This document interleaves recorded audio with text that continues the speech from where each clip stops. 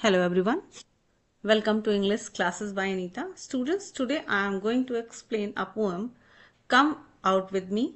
Is given in James English Reader Silver Jubilee Edition by Ratna Sagar, and today I am going to explain it in Hindi, and I will read line by line and explain in Hindi. Students, be with me for understanding and let's start. Come out with me, come out with me means होता है मेरे साथ बाहर आओ। तो जो poet हैं, इसके जो पोएट हैं वो हैं ए मिल ने, और ये अपने बचपन की कुछ यादों को याद करते हुए हमें बताते हैं कि कैसे वो बचपन में क्या क्या उन्होंने फील किया और उससे कुछ वो मैसेज देना चाहते हैं। तो मैसेज भी हम बाद में समझेंगे और इसकी कुछ राइमिंग स्कीम भी हम पोएम पढ़ने के बाद समझेंगे। तो चलिए स्टार्ट करते हैं।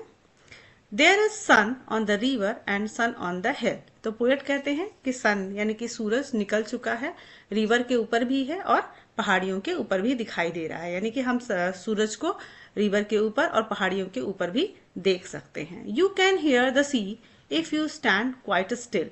You can hear the sea यानी कि आप समुद्र को सुन सकते हो। If you stand quite still, यदि आप खड़े होके कुछ देर के लिए शांत होके खड़े रहोगे तो आपको समुद्र की लहरों, वेव्स का जो साउंड है वो भी आपको सुनाई देगा, यानी कि समुद्र को आप खड़े होके शांत होके आप उनकी लहरों को भी सुन सकते हो। There is 8 new puppies at round about farm. और पोएट ये भी देखते हैं कि वहां पे उन्होंने 8 न्यू माने पपीज यानी कि छोटे छोटे डॉग्स के पपीज बच्चों को उन्होंने राउंड अबाउट फॉर्म में देखा है। तो कहते हैं कि मैंने 8 नए पपीज को राउंड अबाउट फॉर्म में देखा है। एंड आई सा an old seller with only 1 arm. तो कहते हैं कि मैंने देखा है एक बूढ़े सेलर को भी, यानी कि नाविक को भी देखा है जिसका सिर्फ एक हाथ है। तो पोएट उन्होंने क्या क्या देखा, उन्होंने हमें बताया कि रिवर के ऊपर भी सन है, यानी कि सन सूरज उगा हुआ है, सन दिखाई दे रहा है रिवर पे भी, हिल के ऊपर भी, पहाड़ियों के ऊपर भी है। और वो हमें बताते हैं कि हम समुद्र को भी सुन सकते हैं, अगर हम थोड़ी देर शांत खड़े होकर उसको सुनने की कोशिश करें तो हम समुद्र की यानी कि लहरों की आवाज को भी सुन सकते हैं। और उन्होंने वो कहते हैं कि मैंने फार्म में, राउंड अबाउट फार्म में 8 न्यू पपीज को भी देखा है और उन्होंने एक बूढ़े सेलर नाविक को भी देखा है जिसका सिर्फ एक हाथ है। चलिए दूसरे स्टेंजा में क्या है। But everyone says run along, run along, run along. वो कहते हैं कि लेकिन सारे लोग, जितने भी लोग मेरे से मिलते हैं, सब लोग मुझसे कहते हैं आगे बढ़ो आगे बढ़ो, या मतलब रन अलोंग का मतलब मेरे साथ दौड़ो या मेरे साथ चलो या जो काम कर रहे हो उसको करते रहो। तो run along, run along, run along का मतलब कि आगे बढ़ो या मेरे साथ चलो या जो काम कर रहे हो करते रहो। All of them say run along, I am busy as can be. तो कहते हैं ऑल ऑफ देम, सारे लोग कहते हैं, रन अलोंग यानी कि आगे बढ़ो, काम करते रहो, I am busy as can be मतलब वो कहते हैं कि मैं तो बिजी हूं, अपना काम करने में बिजी हूं, और जो बड़े हैं वो भी अपने काम में बिजी हैं। एवरीवन सेज, प्रत्येक लोग, हर लोग, सभी लोग जो भी उनके बड़े हैं वो कहते हैं run along, there is a little darling, there is a little darling. तो कहते हैं कि तुम अपना काम करते रहो, अगर खेल रहे हो तो खेलते रहो या फिर मेरे साथ आगे बढ़ो। तो there is a little darling, वो हमें लिटिल डार्लिंग ही बोलते हैं, मतलब वो कहते हैं कि तुम मेरे लिए डार्लिंग हो, मेरे लिटिल डार्लिंग हो।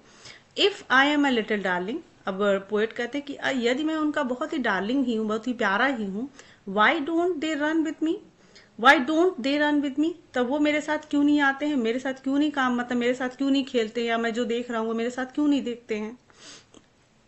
There is wind on the river and wind on the hill. तो अभी आपने फर्स्ट स्टेंजा में देखा था कि there is the sun on the river and sun on the hill.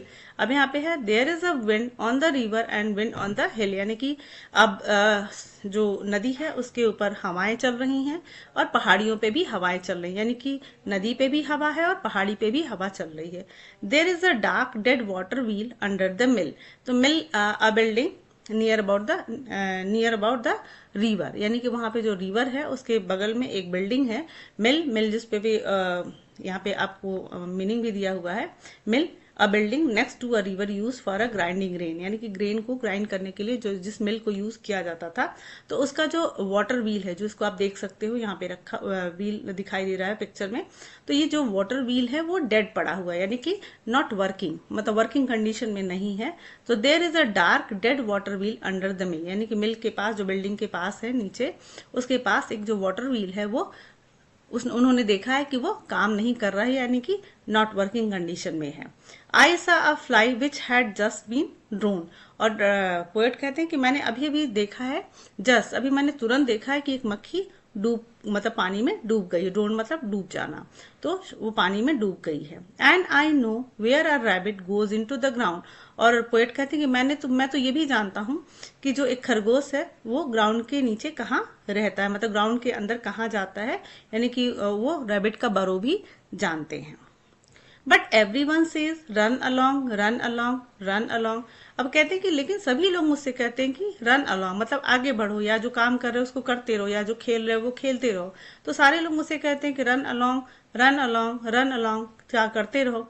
All of them से यानी कि जितने भी लोग हैं वो मुझसे कहते हैं यस डियर, मतलब वो मुझे कहते हैं कि मैं उनका डियर हूँ, यानी कि प्यारा हूँ, प्रिय हूँ उनको।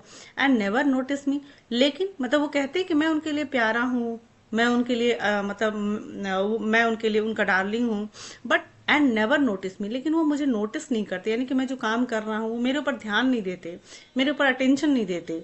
मतलब वो कहते हैं कि मैं उनके लिए प्यारा हूँ, लेकिन वो मेरा ध्यान नहीं देते, मैं क्या कर रहा हूँ उनको इसका कोई ध्यान नहीं है। एवरीवन से, सारे लोग कहते हैं, run along here is a little darling, अब फिर वो मुझे लिटिल डार्लिंग कहते हैं, और वो कहते हैं कि काम करते रहो, खेलते रहो।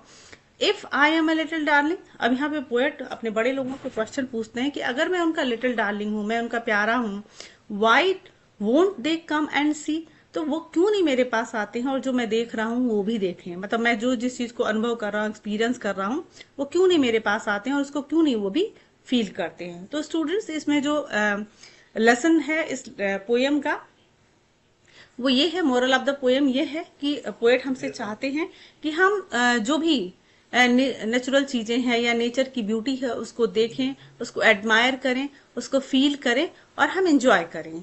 तो स्टूडेंट्स, यहाँ पे जो भी पोएट है वो कहते हैं कि यहाँ पे जो लाइन है, why won't they come and see, मतलब वो चाहते हैं कि आप सब आओ, यानी कि हम सब नेचर की ब्यूटी को हम एंजॉय करें और उससे हम उसको हम एडमायर करें।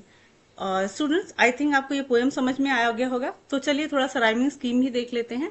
तो यहाँ पे हिल स्टिल फार्म आम, तो मैंने बताया था ना, राइमिंग स्कीम का मतलब होता है जो लय, यानी कि जो हम जो वर्ड जैसे शो, नो, गुड, शुड, तो ये होता है जिसमें हम जो लास्ट वर्ड है वो एक राइम का आए। तो जैसे यहाँ पे हिल स्टिल है तो ये हो गया ए, फिर ये फार्म आम हो जाएगा बी। इसी तरीके से अलॉन्ग बी, डार्लिंग मी। अब यहाँ पे क्या है, अलॉन्ग बी डार्लिंग मी, तो यहाँ पे ए बी। फिर यहाँ पे है हिल मिल ड्रोन ग्राउंड, तो यहाँ पे फिर आपका है ए बी। इसी तरीके से लास्ट स्टेंजा में है अलॉन्ग मी डार्लिंग सी, तो यहाँ पे आपका जो सेकंड वाला स्टेंजे का राइमिंग स्कीम था वो था A B. So I think आपको ये पोएम बहुत अच्छे से समझ में आई होगी। So keep watching, and if you like my video तो please share and subscribe me. Thank you for watching.